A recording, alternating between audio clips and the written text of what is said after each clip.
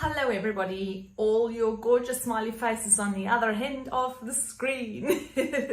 Welcome back to another episode of Get to Know Me. Today is the 14th of April, and I'm going to share with you what books or authors have I read that I really do recommend. Now, I have obviously read more than one or two books, and I find it very difficult to narrow it down. So I thought what I'll do is I'll bring you a variety of books, different categories that have really made a big impression on my life.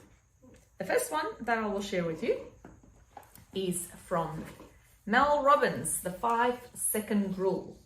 Now, if you would like to have any encouragement in life, to be you, to be uniquely you, and to not fear what goes on in your heart so that you can share that with the world outside, then I would really strongly encourage you to get onto Mel.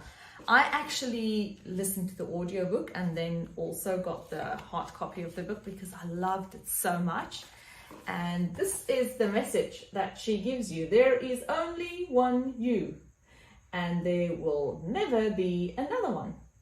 That's your power. So it's a really powerful book in the sense that it helps you bring your power or your superpower to the world outside.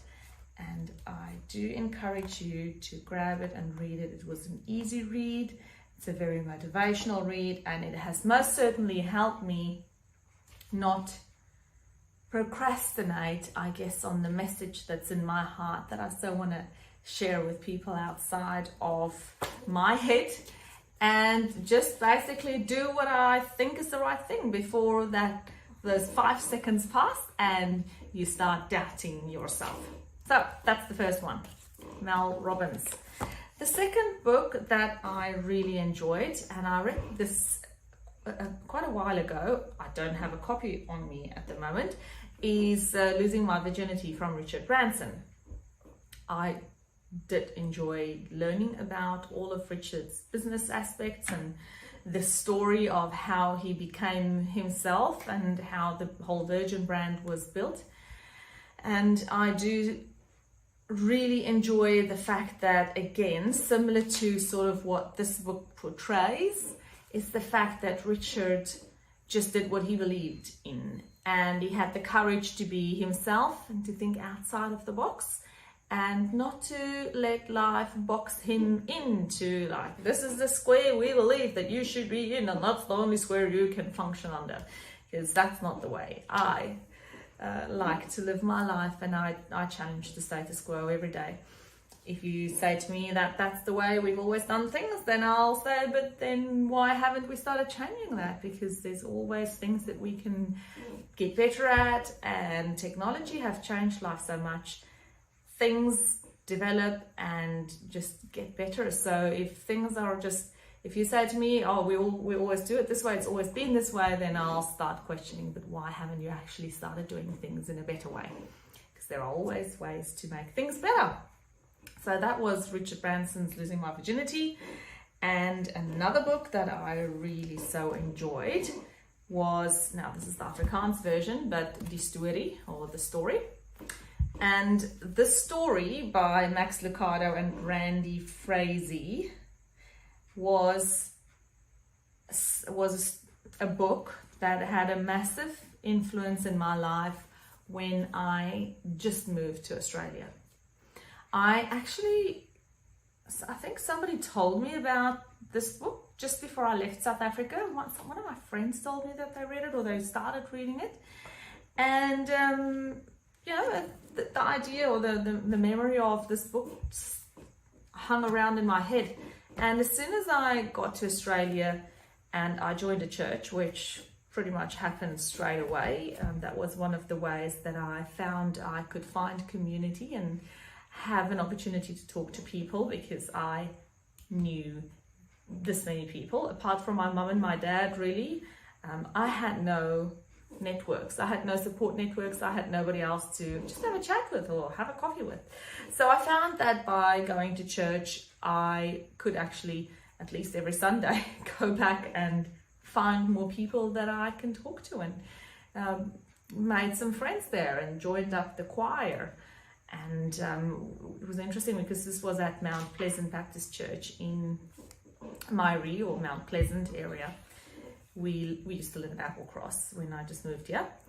And just when I joined the church there, they actually started doing this book as their weekly, what shall we call it, theme for a few weeks that they did it. And the church went through the book together, chapter by chapter every week, and then you had small groups that discussed the chapters. Anyway, the story about God and his people, and it's told in sort of an ongoing story. It's based on what's in the Bible, obviously, but it's just done in a nice, easy way, I guess, that grips you and makes you understand it more easily.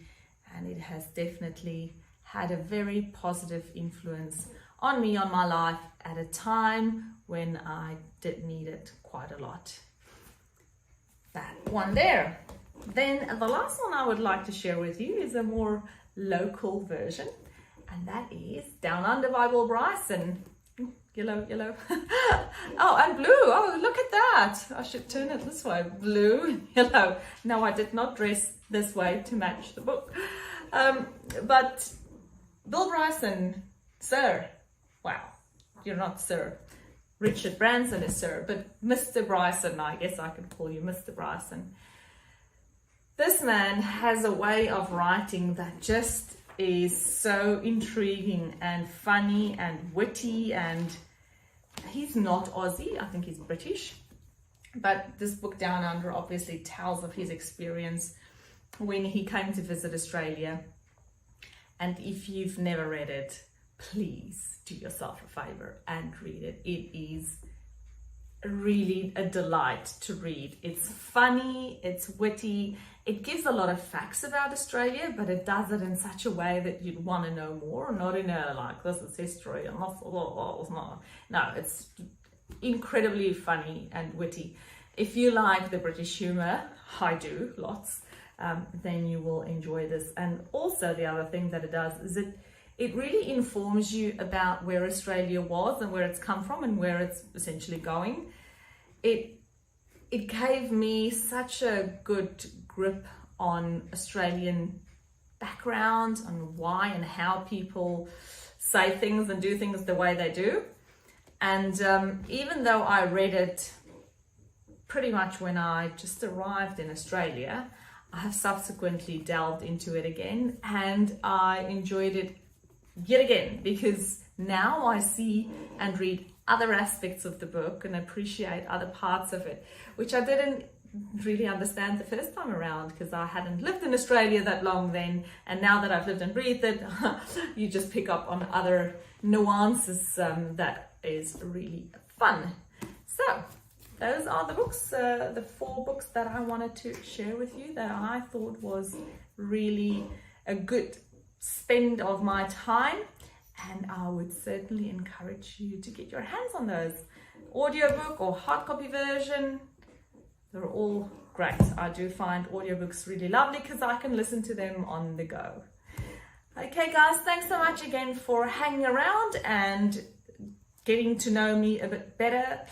I sincerely hope that you will be here tomorrow again, same time and same place. And if you want to give me some interesting books to read, good books that has made a difference to your life, or you think that would be fascinating for me, please hit me up in the comments below. I would love to get some more ideas of good books.